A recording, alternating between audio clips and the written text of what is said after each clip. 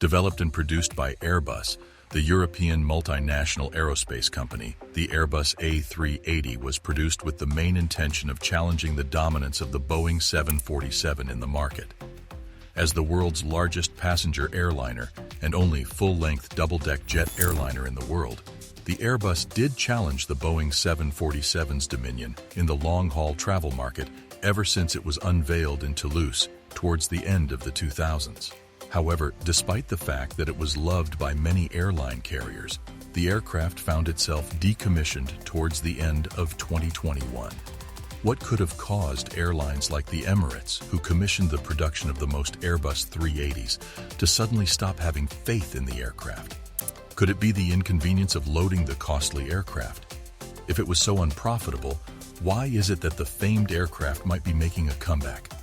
Let's find out in today's video what could force Emirates Airlines and perhaps other airlines to revive the use of their A380's.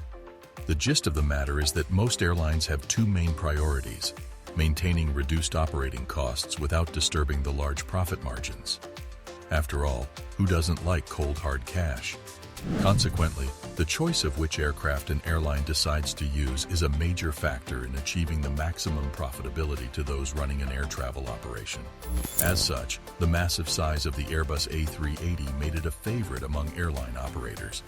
Its status as the largest passenger airliner in the world gave it one advantage above all other aircrafts in the business. More passenger seats means more money per flight. As we mentioned before, the development and production of this supermassive aeroplane was a direct challenge to the reign of the Boeing 747 as the flagship jumbo aircraft, a reign which lasted from its introduction in 1968 up until when the A380 was produced in 2003. Ever since the first three test aircrafts were produced and launched, a total of about 254 of these bad boys have been rolled out of the Airbus manufacturing plant. Following the approval of the European Aviation Safety Agency and the U.S. Federal Aviation Administration, the first set of these A380's were formally introduced into the market in 2007, thanks to Singapore Airlines. In the following years, the plane's popularity grew, and soon, Airbus sold about 30 of these supermassive planes per year between 2012 to 2014. Emirates Airlines soon became the airline most enamored with the Airbus A380, as they went on to purchase 123 of these. In fact, it is believed that they bought the last A380. In comparison, Boeing has manufactured 1574 Boeing 747 units, with the plane coming in 6 different models. During its time as the most dominant jumbo plane in the air travel market, one of the reasons it was so popular was because it could carry about 366 passengers per trip. Not only that, the 747 has a double-decker design of some sort, and an elevated cockpit with cargo space, which of course was handy to airlines looking to move heavy loads across the planet.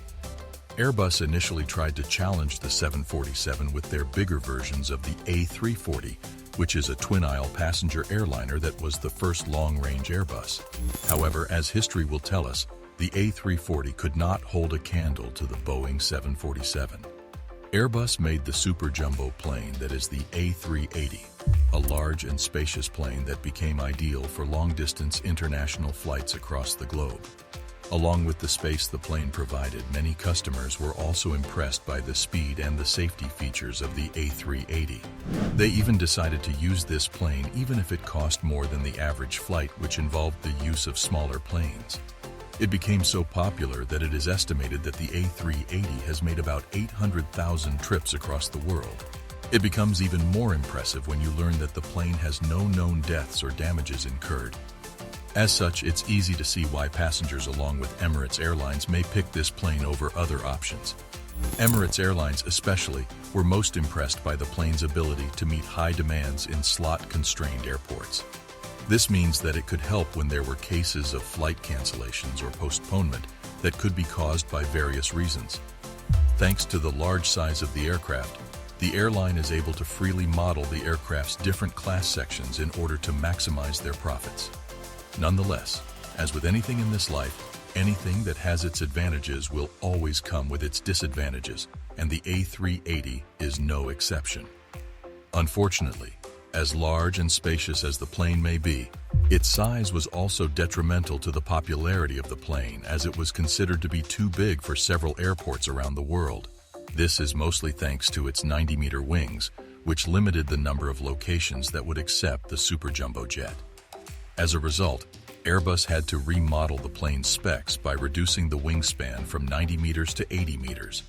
And unfortunately, this was detrimental to the airplane's efficiency.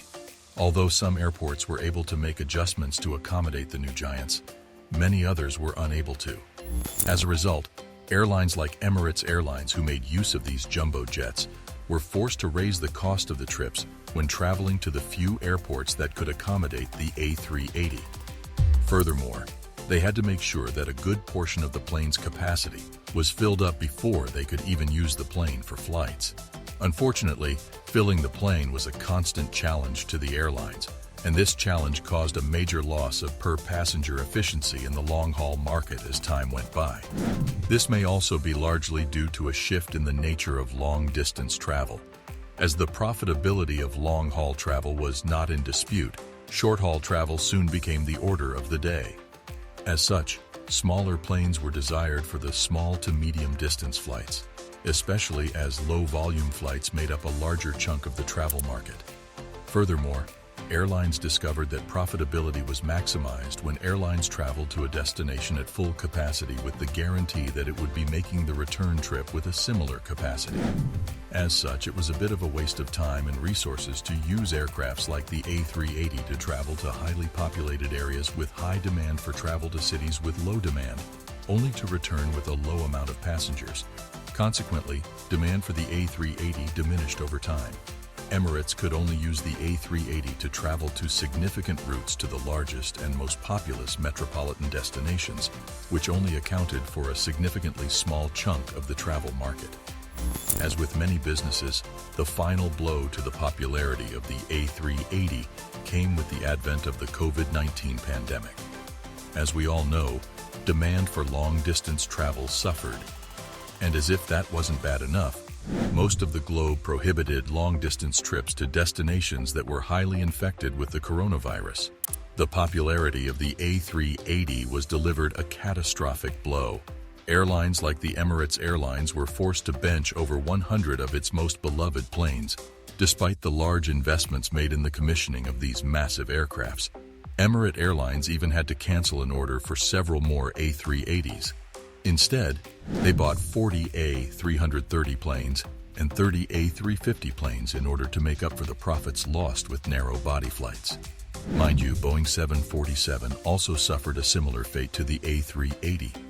That being said, as the resumption of regular long-distance travel began to pick up, so did the demand for the A380. Many travel passengers began yearning for the comfort of the spacious super jumbo aircraft. As such, this was too much for the powers that be to ignore. Consequently, these airlines decided to take steps to put people on the A380 in order to fulfill the demand for travel. Emirates Airlines, for example, is said to have recovered about 80% of its pre-COVID travel traffic, and some other aspects of their business, such as the network coverage, have returned to pre-COVID rates. It's easy to see how Emirates Airlines, among others, would think that the revival of the A380 would also result in the full revival of their business.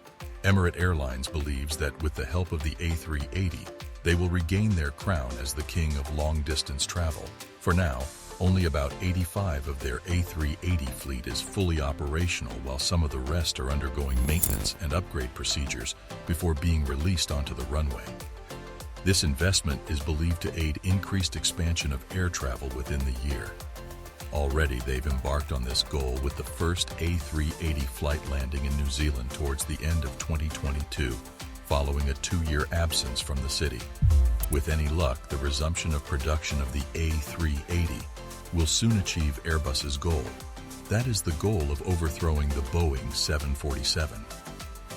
With the way many people seem to prefer the massive plane due to its space and comfort, it's very likely this may occur even before the turn of the decade. We on this channel will watch the skies with excitement as this battle for the king of the skies takes place tens of thousands of feet in the air. This brings our video to an end. Which do you prefer, the A380 or the 747? Please let us know in the comments section. Don't forget to like and subscribe as well. Until next time, have a safe flight.